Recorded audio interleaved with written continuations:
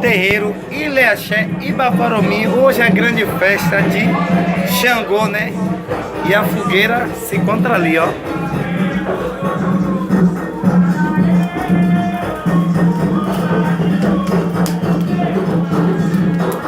A grande fogueira de Xangô, né? A fogueira de Xangô. Aí a fogueira de Xangô hoje representando, né? No terreiro Ilha-Axé e Bafaromi. Tá aí agora o nosso fogueteiro Martim.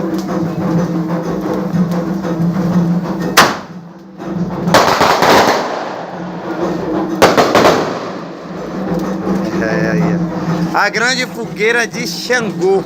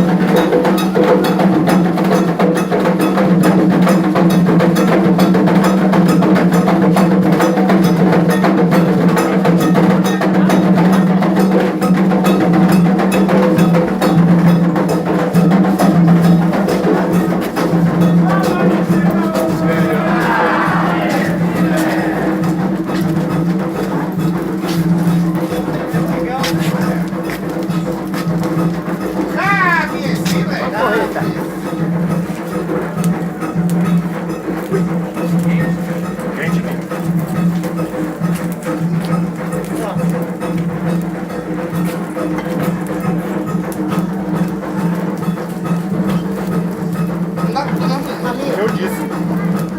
Algumas coisas. Isso daqui. Isso daí.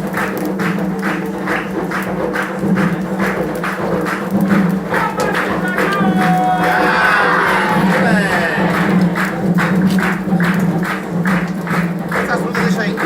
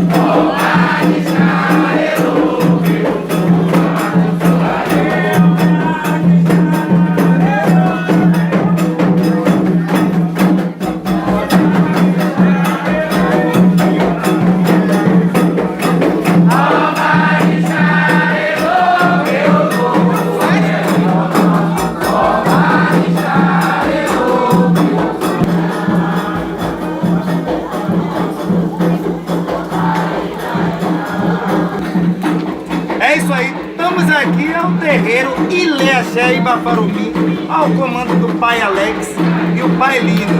Hoje essa linda festa de Xangô que você presenciaram aí, e a fogueira queimando no centro. Vamos mostrar.